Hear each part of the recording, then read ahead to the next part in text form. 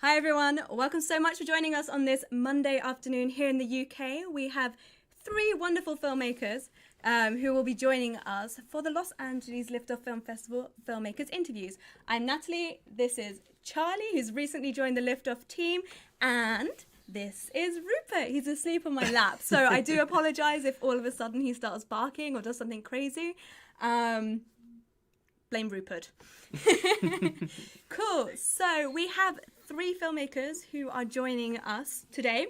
We have Andrew, Penta, and Valencia. So without further ado, let's get them on.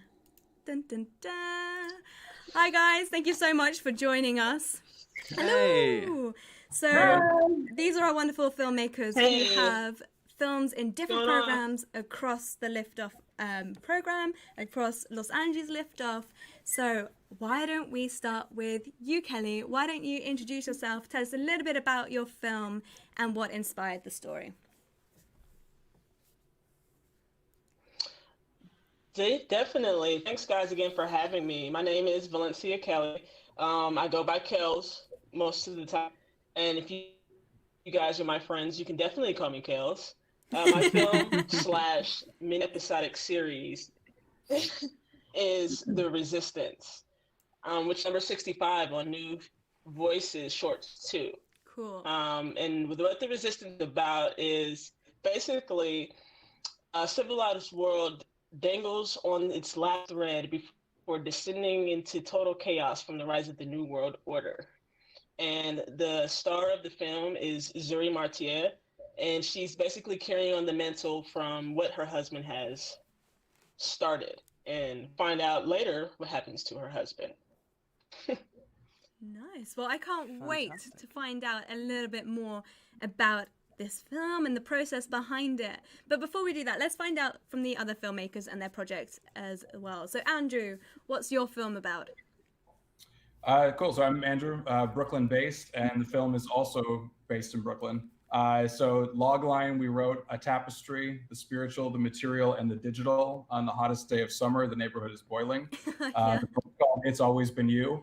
And I think that's, we wanted to have a film that didn't have any central character, so you could sort of feel this time and place atmosphere along with this large ensemble. And I think that's what we got.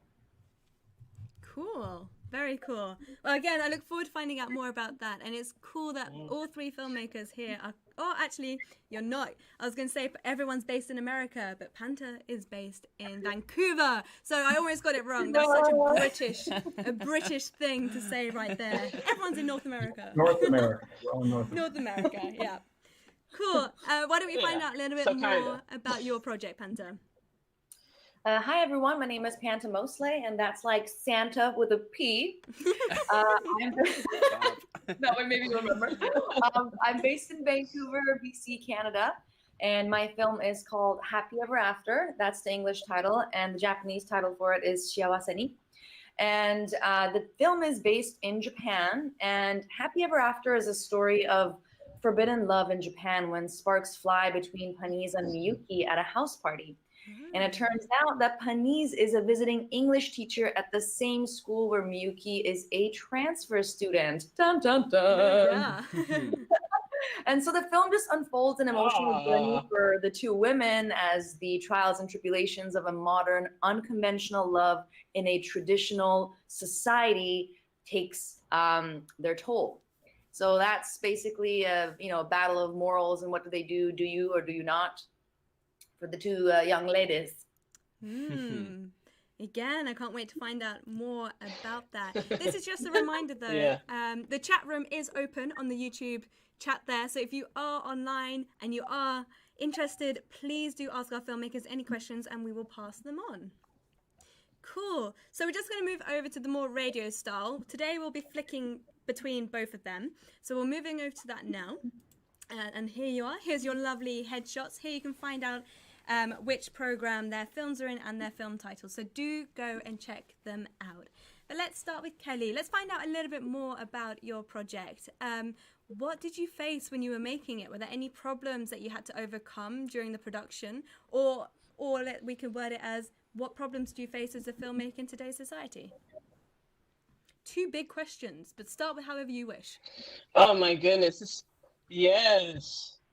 They are pretty big questions and very necessary. So a few, I guess what you say, problems that you would come across during a film is your team and your budget.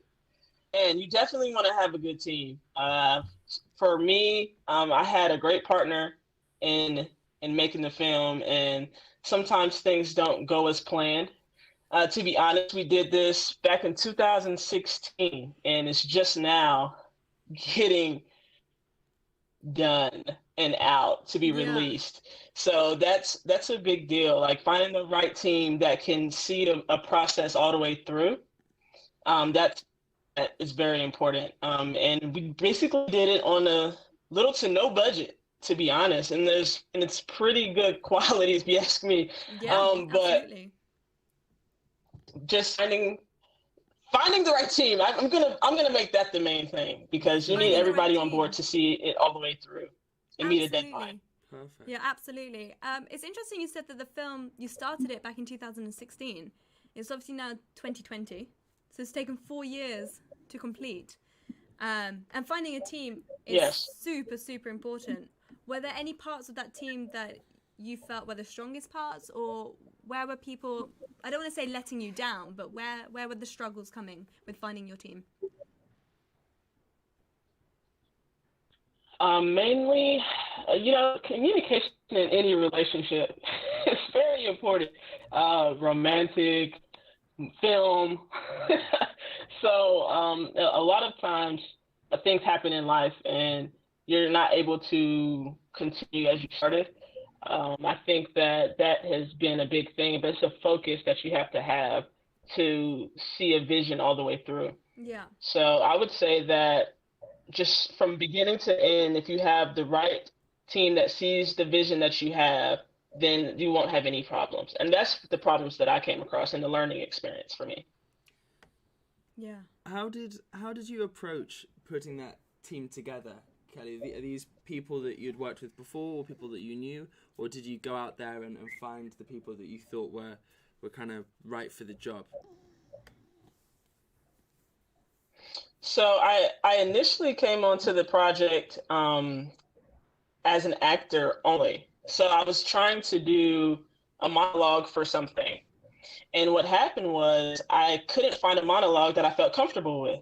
So I wrote my own. What came with that was the monologue in the opening of The Resistance. When you watch it, you'll hear Zuri kind of telling the story from her point of view on what's happening. So around that monologue, I decided, you know what, I'm going to create an entire story. Cool. And so that's where my writing and director hat came in. And from that, I met a few people who were interested in the project for my DOP. And he was great. He was on board. He saw the vision. And we literally casted whoever saw. we didn't want actors. We wanted people who could be real. So and this is my very first project. So I was just about to ask you, is this your very first project? I can see that you're in the New Voices shorts too, but the reason why it even sprung to mind was that you told me about your DOP being very much on board. And this is something that we always tell first-time filmmakers or filmmakers who are making their first film. Get on board with the DOP, because it is, if you have a vision for something, then they most likely know how to bring that to life. And they know they can be essentially another director on the piece, but through the visions. And it's just that little help there. You've got that image in your mind of what it is that you're looking for or what it is that you want to achieve. And as a first-time filmmaker, that can be very hard to achieve. So having someone on board, like with an experienced DOP, who can help you in various steps along the way, it will just accelerate your project. Indeed. That was a long-winded answer to a very short. Should have just been, DOPs are great. Get them on board your project. But yeah. Yeah, so when I say DOP, when I say you need a good team, I mean you need a DOP, a good DOP. Right there, that's your, yeah. Yeah. Cool. So how did you find the whole experience of acting and directing? How was that for you? So that was a bit interesting, actually, because remember, it's my first time doing any of this really. So I'm kind of watching YouTube. I'm learning. I'm trying to figure stuff out on the go and on the fly. Yeah. And I was literally flying by the seat of my pants, guys, and I'm not kidding about that at all. I'm like, okay, so I'm like telling my DOP, okay, this is the shots that we need for this. Let's run it real quick. And I'm running out there. I'm being my own stand-in. I'm running myself ragged. You know, at the end of the day, it was very worth it. And we had to do every scene probably about 20 times. We only had one camera. Oh wow. So, and we shot it in about 3 or 4 months, to be honest, because we worked day and night at the time to get it done. As far as the filmmaking part, post-production is a whole other thing. That's a whole other beast. Yes. That's why it's just now coming out. But yeah, directing it and being in it was quite a challenge. But I loved it. I would do it again in a heartbeat. Amazing. If that's your answer, then you did have a good time. There's this outstanding statistic about first-time filmmakers who never make a film again, and I think it's something like 85%. It could even be higher. Of first-time filmmakers never make another film just because of their experiences, the financial backing which they didn't necessarily get, or just the whole process that put them off the filmmaking and the film industry.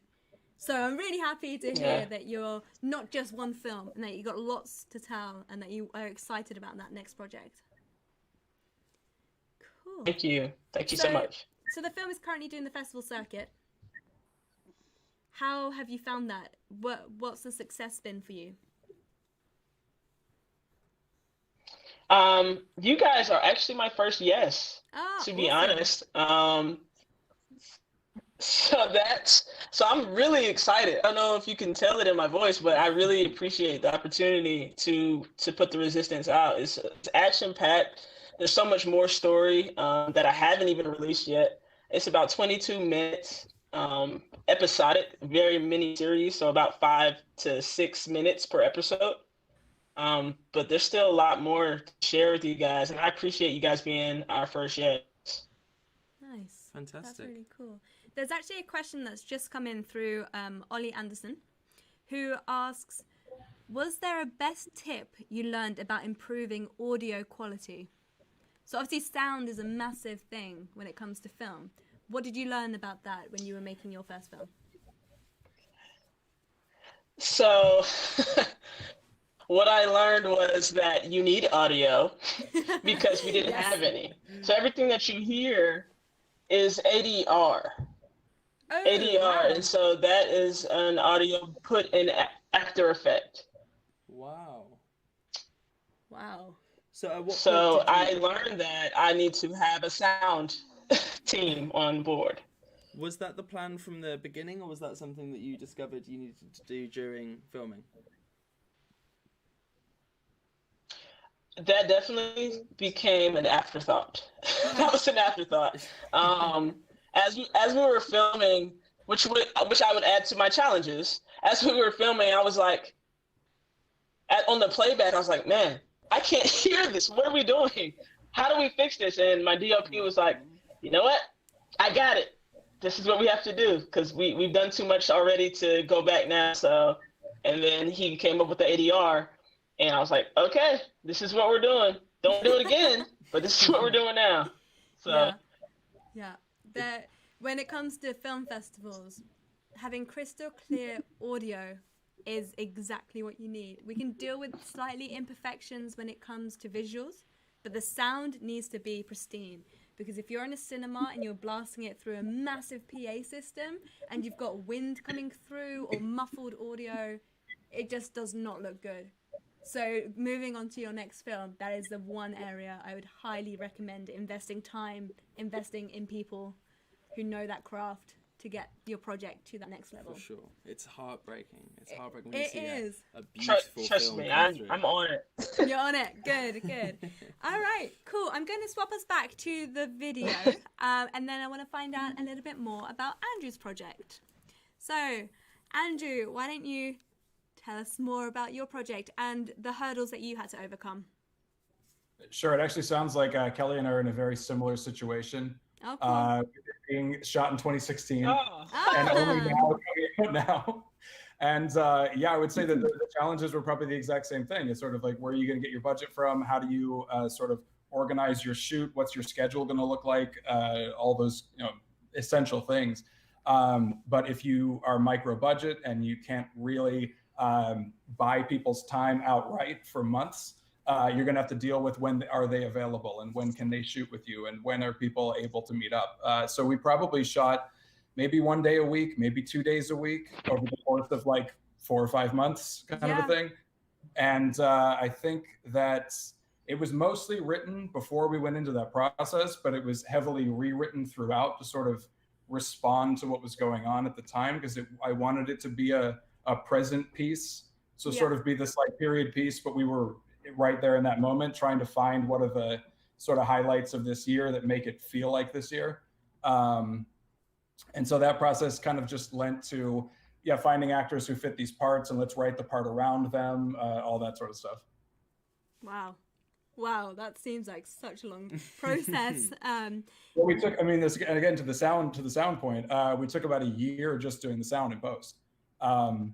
Just to try to like get it, I think we went through like 4 composers to finally find the right one. It's just, when it's a fit and when it's the right person. Until we found those fits, we just sort of kept, I think we even like the first maybe 4 days of shooting, I think we scrapped everything and just said like day 5, it finally felt right. It felt like the movie. So we sort of got rid of everything that came before that and just sort of kept proceeding. Once you found the right vibe or the right flow, you sort of like latch onto that and okay, let's reform the thing to make it more of that going forward. Yeah. Andrew, was It's Always Been You your first feature film? First feature, yes. I've done some shorts before that and just some sort of I work as sort of producing content and that sort of a thing, but it's always somebody else's vision for those. So this was the first time that it was like, here's a feature film, here's Amazing. Yeah. How would you say the process of making a feature film compares to that of making short films? Obviously, it's longer. It's just 10 times more time consuming. Yeah, it's sort of it's one thing to organize one shoot or 2 shoots. It's another thing to organize dozens. We even did pickup shoots for this in 2017. Oh, wow. So we ended up, it's supposed to take place in 1 day over the summer, so it's got to look hot. That heat has to be there. So once we hit like mid-September, we just said, okay, we got to pick this up like the following July and get those final few scenes so it can actually match the time of year, all that kind of thing. How was that for your actors? Had they changed a lot over that year? Had they changed their hair color? Did the CGI any mustaches out? So, I wish, because that works out so well. But I think that I don't even know that we repeated anyone, because it's this wide ensemble. There's really no character story that we're following. Yeah. So we do follow certain characters and they do pop up throughout the film, but I don't think any of the 2017 characters pop up in any of the 2016 scenes and vice versa. I don't know that we repeated anyone. Yeah. I think we just sort of had like, fantastic, because it is such a wide cast. Yeah, I don't think anybody popped up in those 2 scenes, which kind of, again, makes it feel more like you're in different parts of the neighborhood. You're in different people's lives. It sort of like makes you feel a time period less than a personal story. So to have your production start in 2016 and completed this year, it must have been very hard to keep that motivation up throughout that period. What was the key to that? I think the key was to constantly sort of refresh your team. So it was sort of like, as soon as some people were just sort of like, well, we're getting a little bit burnt out with this, it's like, all right, let's move on. Who wants to jump on board with this? Who can be involved? Kind of a thing. And once we hit post in like the fall of 2017, it was a whole new team for post than we had for production. But then it was finding, those really key people who, our sound designer and our sound mixer, stuck with us for I think a year and a half straight. Wow. Just doing little bits of work here and there. And so those were the people who really didn't let it die in post, because it came so close to just sort of like petering out at some point all throughout that post process. But I was having a really dedicated sound designer and sound mixer who were just there ready to sort of like continue to create Foley or create any new elements that were needed, ADR some things, all sorts of things that would have popped up that would have just, again, it would have just sort of, I don't know, it would have just sort of died through post if they hadn't been kind of there. Cool. Is that a question that's just popped up? Oh, there's people agreeing with you in the chat rooms, just saying how audio is really tough and it's what can make or break a project. It's what we've touched upon, basically. And good Foley work is highly related to a good studio. That's true as well. But that costs quite a bit. It does. Well, it was actually, it was manageable in that sense. It was sort of like if you find a sound designer who has their own library that they usually work with and they're creatively stimulated by the project, they'll jump in and they're not really creating a ton of original sounds. They just have their own personal sound library. So that's where we got really lucky. It was just find the right person, again, who can apply what they know from previous projects into this one. That's very interesting. Were there occasions where you said you went through various sound designers. Would you say that there were many occasions where you brought people into the team and thought that maybe the fit wasn't quite right and you had to replace them or keep the team moving? How did you manage that? How did you manage such a large team over so many years? I think most of the breakups, as it were pretty mutual. I think it was sort of like they were on another project, so they really couldn't devote the time, and scheduling conflicts, I think, are probably the most amicable way. Is just sort of okay, this is gonna work. And then other times, it was sort of in the sense of like you would just have to be honest, and a composer could say like, I don't really see what you're going for. I don't get this, and they would just sort of with mutual respect, just leave the project. Then you just have to find, again, you keep interviewing, you keep putting ads out there. It's a lot of like online, video conference interviews, Obviously in the UK, we have different platforms. One of the main ones that we use here is My First Job in Film or Mandy.com or Shooting People. What platforms were you using for your projects? Mandy is amazing.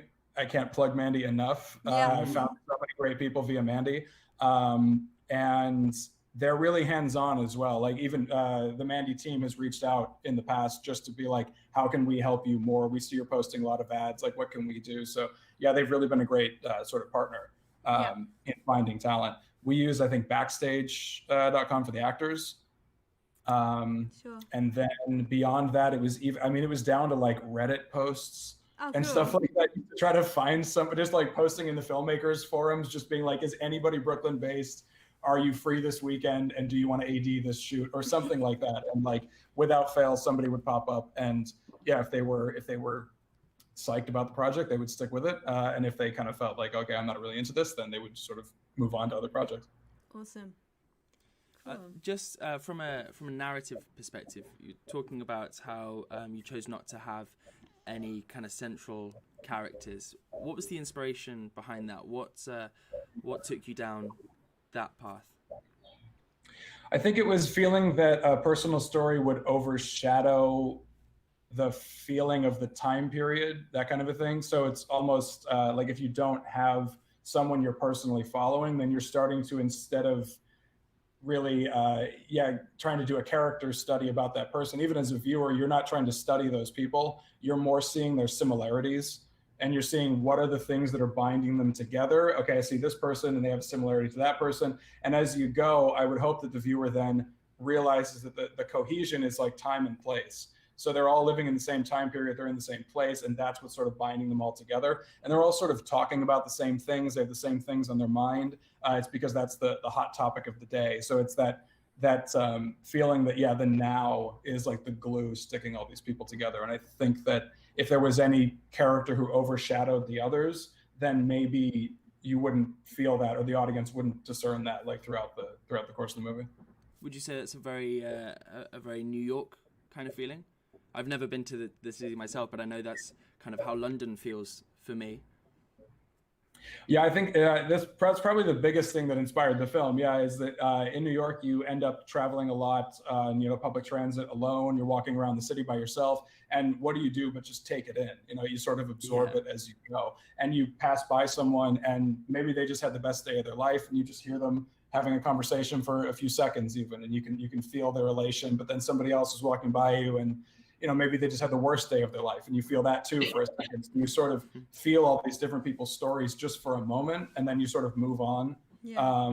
And I think that, trying to grasp that feeling of just walking down the sidewalk and knowing that there are millions of stories all around you. I wanted, that's a very existential feeling for me just walking around. So I hope that that's what the film kind of portrays. Amazing. Awesome. Great. So let's move on to Panta and find out a little bit more about your project, and then we'll do a loop back around to find out what your 5-year goals are. But Panta, why don't you tell us a little bit more about your film? Maybe indulge us again in that synopsis so we can be refreshed, and then tell us what problems you faced on your project. Sorry, you said to say the synopsis again, or? Yeah, if you could just refresh our memories. Yeah, for sure. So my film is Happy Ever After. It's a taboo love story between a student and a teacher, both female, because we've all seen the male and male, or female and male, and I thought I wanted to explore like a similar story, but like one angle that hasn't been told yet. Yeah. And I started writing this project 2018, December of 2018. I actually wrote a feature. But I wasn't confident enough to shoot the feature. So I worked with a couple of writers to help me shorten it down and get to the main points of what I really want to say and get the script out. I originally planned to shoot it in Japan. So I actually grabbed my gear, went to Japan. Very hard to find crew there, in a different country where you don't have the same film circle that you have, back home. So it was a little tough. I came back feeling a little defeated. But we did shoot a teaser trailer with the DOP. When you have the DOP on board, it really does help. Guys all the time. So we shot the trailer, and then I sent it off to some investors, and I managed to get not a huge budget, but a decent amount of budget, around 10K to shoot this. Set aside some money for festivals because it costs like few grand, that's actually depending really, where you want to submit, right? Really good point. And then the shoot itself, we had I think about $6,000 or so. And we shot it in May of 2019. And it was over the course of 4 days. The hardest day I would say is the school day. All the scenes were shot in one day, and that was 8 pages in 12 hours, which is crazy. If you know schedule, it was unheard of. I mean, we had to make some sacrifices because we only had the school for that one day, and that was it. So we had to switch up some shots, and I had this cinematic vision of what I want to do, but then we ended up shooting it TV style, like basic coverage, because that's all the time that we had. So I would say that's definitely a struggle that me and the DOP were going through, because, we had done these test shoots and this is what we want, but on the day, we didn't have the time to shoot it. So it was a little heartbreaking, but it turned out pretty darn decent, I would say. And then it finished post, I would say, early February. So I think shooting, even though shooting is 4 days, over the course of 2 weekends, so two, I think it was. Yeah. The post, it takes a long time, right? It takes a long time to edit. I went through 2 different editors. One editor from a TV station that I was hoping to get it on was on board. So he ended up getting a different job. He was wonderful because he did the basic layout of the timeline. And then I found another editor who sat there with me day in, day out and finished the film. And for the song, the sound, first of all, let me tell you the sound. Dave Chick is the most amazing sound person you guys would ever want to work on. I know he's in Vancouver, but he can work from abroad, totally plugging his production. He's amazing. So he did the sound design for the whole film. And I really wanted a song, and I just couldn't find a song that I thought would match the film. So I ended up working with a producer in Los Angeles, and I wrote the song, and I sang the song in the film. So I have an original song now, apparently. Which, you know, I submitted the film to a festival, and it ended up winning for the song. So I'm like, what? So it was, and it's a cinematography festival in Canada. I was like, okay, cool. Very cool. I mean, what you don't expect. But yeah, I mean, it's doing its festival rounds. It's already shown in Japan and Canada, and now, you know, in Los Angeles. And so it's going around. I'm happy with it, but it's not easy. You know, it's not easy trying to find crew. I'm lucky because I work in the film industry behind the camera as a production coordinator. So I am in touch with a lot of crew and cast. So it was nice to be able to say, hey, you know, we worked on this TV movie together. Are you interested in this? Send them the script, try to get them to come on board. So this film around, it was a bit, I want to say not easy, but a bit easier to get crew on. I did have to post a lot of ads for like grips. We were having a hard time finding grips. We use Vancouver Facebook private film boards for crewing. We use it for crewing for film and TV, like, you know, TV series or TV movies. So, and I know indie people also use it. So that was easier for me. But my first film ever, like I had lived in Japan for 7 years, and then I came back to Canada and I knew no one. My first film ever, I was not even confident to direct it. Because this one, Happy Ever After, I wrote it, produced it, directed and acted in it. Of course, I have. Sang the song. It's a village. You can't do everything yourself. So I had multiple other producers, you know, a lot of help. So it's, you know, yes, I wore a ton of hats, but I had a lot of support. But first, when I got to Canada, I knew no one, and I had a script. I was like, I really want to shoot this. And the only way I was able to get any crew is I had a DOP on board. The director of photography liked my script. So I had a director of photography before I even had a director to shoot the film. And that film's called Instance. Michael Farrell, he's a phenomenal director. And, you know, it just, have your DP be on board with you, you know, make sure they're happy, and just, you know, you guys are a team. It's the vision that works together. If you have a vision in your mind, the DP is going to try to bring it to life.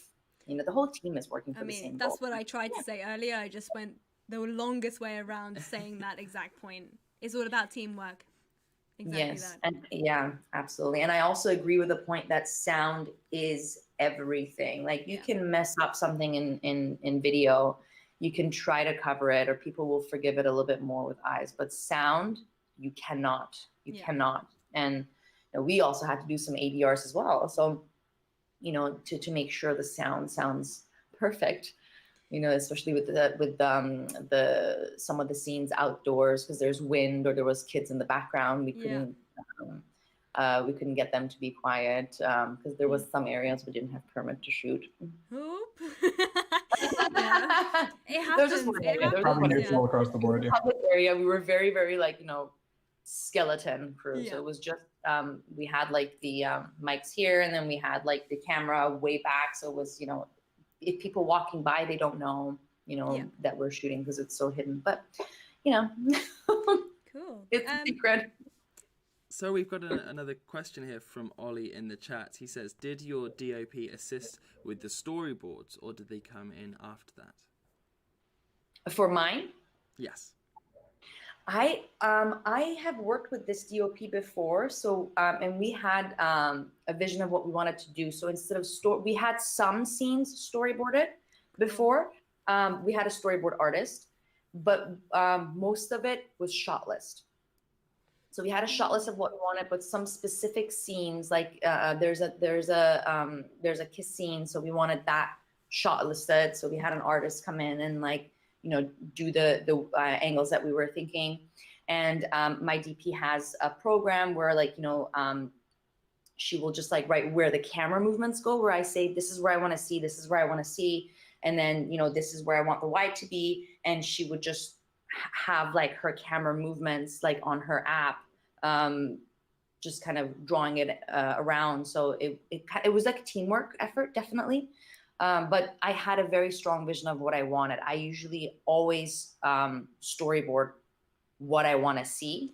Yeah. And then if there's a specific thing that, because you don't have money to storyboard everything, right? You storyboard specific things, but you shot list everything because it's shot list, it's free. You write it on an Excel sheet, Word sheet, what you want. You want like a medium close up or a wide or what you want. So that's how we did it. Someone's just put in the chat room, I'm nothing without my DOP.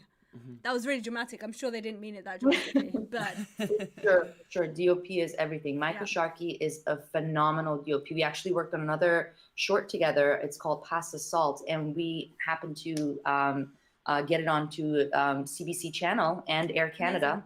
Cool. She's wonderful. Cool. You mentioned so many great things at the beginning. I didn't want to interrupt you because you're on a roll. But you said something really interesting about saving some of your budget to submit to film festivals. And this is where a lot of filmmakers forget, or, okay, you've got this money, I'm going to get that extra thing for my film here or there. But actually, having that budget for your film festivals will save you in the long run.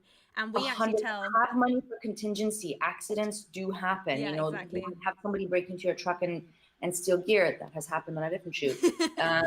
Have money for contingency to set aside emergency money. Have money for festivals and promotions, because festivals are not free. They're trying to get us all out there. They're helping us get our film seen, and everything costs money. So, this film, I want to say like at least about 3,500 was for submitting to festivals and getting, you have to sometimes send DVDs out there. And just the festival submissions alone it's a lot of money. It's US dollars, you guys. So please take that into account. It's expensive, film freeway. Yes. But we try and advise filmmakers to save a third of their budget. Which is don't blow it all in the film. I mean, if you have the luxury to do, but like, the budget that I had to set aside money for festivals. Yeah. You said you touched on it briefly. You said that you wanted to make the film in Japan and that you lived over there. How did you go from having a film that you weren't quite brave enough, as you said, to direct, to saying, you know what, I'm going to direct, produce, act in, and also going to do it on the other side of the world? Yes. So I think about 2014, I came back to Canada, and I started, writing with a friend of mine, Joy Trail, and the first film ever I did was Instance. So was not confident to direct. So like, I was like, okay, I want to act in it for sure. Because, that's also part of my career, working in front of the camera. So I was like, okay, I had to choose what I'm comfortable doing. Producing, I had to do it because, I want to get the film out. And then acting was, I wanted to do it. So that was my first film. And then I had directed some like, for internet commercials and like little segments about like restaurants. I've done music videos for indie music artists, never a narrative. And then I've produced other people's shorts where I was, also acting in it and producing. That was like kind of a combo gig that I would do. I'd say, all right, I'll produce it, but I'm going to be up front. I do want to have a role in it. So let's work it out. And I think the first film I ever wanted to put the directing hat on was Pass the Salt, with my DOP was Micah Sharkey. We were, so how to get I made baby steps for myself. So I had a wonderful Maya Arrow, she's a wonderful director, come on board. So we decided to co-direct it together. So I would have like, a good backbone to be able to work together with someone. Being in front of the camera and trying to direct is very difficult. Yeah. So we storyboarded it, shot listed it, did a lot of tests on what we wanted to do. Had a lot of discussions with Micah Sharkey on how I wanted to shoot things, and ended up Maya Arrow picked up a show for Facebook Watch And so she had to step back from the project. And then Haley Gray, another wonderful director, came on board and took over what me and Maya Arrow had worked on. And she was my rock, I have to say. Haley Gray was wonderful because I was not confident to do it on my own, but ended up co-directing it together with her. And then it gave me the confidence to say, okay, I think I can do this. Then I took the big jump. I dived. If you're on a cliff, just dive head on. Not in real life, but for film. Just jump, you know, and the parachute will open up on its own. And I just did it. And it was just having the support of a wonderful team, wonderful producers, wonderful, you know, director of photography, wonderful actors, everybody just, you know, jumping on board and helping. So that's how I did it. So little by little, created baby steps for myself to take on an extra hat each time. Let me try this now. Let me try this now. Let me make a song now. Okay, now I'm ready to direct. Yeah. And I just did it. Cool. So as you're talking about your kind of career at the moment, where do you see yourself in the next 5 years? And where would you like your films to be? In the next 5 years, I am hoping to, within this past 7 years, I realized that, you know, producing and acting producing is a very thankless job. You do so much work and it's not like quite as recognized or appreciated as other jobs, right? And I have so much respect for producers, but I realized it doesn't have that creative brush that I want to have. Like the creative brush is more within the director, you know, it's a moving, you're painting a moving picture, and acting and directing really works well together hand in hand, because I do acting as well. And so I realized that is definitely the direction I want to go. So within the next 5 years, absolutely, I want to direct a feature. Doesn't necessarily have to be something that I've written. I'm currently looking for scripts and looking for people to collaborate. You know, if you guys ever want to collaborate together, hit me up. It's at Pantamosle at Instagram or YouTube, Pantamosle. So I'm looking. That's where my big goal is to have a proper feature under my belt, join the Directors Guild, and just take the proper steps, have my films distributed in the right platforms. Nice. And make it a career. Live off of that, you know? Cool.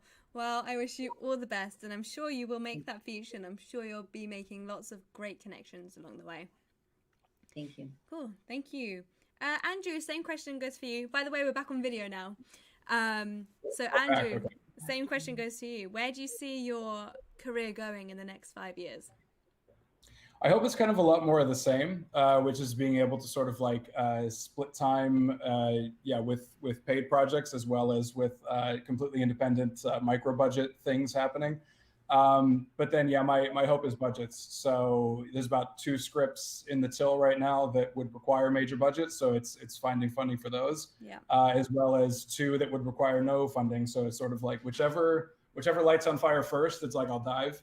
Working on the second one currently right now, but it requires like nothing. It's just sort of like edit, and we could do it in COVID even. So yeah, perfect. Definitely trying to find those key components. Nice. Oh, this is exciting. I really look forward to seeing both of your journeys and finding out a little bit more about what Kelly's up to as well. So what does your next 5 years look like? I definitely would love to venture out into the director world more. Yeah. I was actually, since 2016, I have been working on other projects and getting my feet wet directing. I was just brought on to direct a short film that was based off a comic book not too long ago, probably about 2 to 3 weeks ago, as a matter of fact. And we shot it in a day, but that was pretty awesome. And I'd love to see where the Resistance can go as I add to the storyline, and just keep working. I think I want to work as much as possible on other people's projects and as well as mine. So paid and non-paid, work on the networking thing, work on the budgeting thing, and just get better, man. It's just all the learning process. So I'm ready to dive in. I've already been swimming, so. Yes. Loving these analogies today. They're cool. They're Yeah. really cool. Yes. Well, I'm excited to see where you all go. And I just want to say thank you so much for joining us today. And I hope that you enjoy the rest of the festival. And do stay in touch. Let us know what's next for you, where you're currently at in your careers, and where we can see your films, because we will share that information with our other followers and members of the Lift Off community. So yes, thank you so much for joining. Cool. Absolutely. Thank you. Yes. Goodbye. Bye, everybody. Cheers, guys. Cheers. Good. Cool. That was really cool. They were great people to talk to. I mean, we've got Valencia Kelly there, Andrew Mercado, and Panta Boschler with their films, and they can see, and here you can see where their films are currently available on New Voices Shorts 2, Trendsetters Features, and Trendsetters Shorts 3. I love hearing people's stories and finding out a little bit more about their process. It's really cool, isn't it? So inspiring to see or hear about how they dealt with all of the kind of difficulties that we all have in trying to make our own films and start up our own projects. And what was also quite nice about this is that they were all at similar stages. They all had really similar stories to tell and share. And the same advice about DOPs ruling the world. I'm going straight on Mandy. Yeah, I'm going straight on Mandy as well. But it's good to know that exists in America and is as powerful in America as it is here in the UK. So that's really cool. So what is coming up next? On Friday, Claire and I will be back here with Rupert, probably asleep still, doing the Los Angeles Liftoff voting roundup. And that will be our third week of the roundup.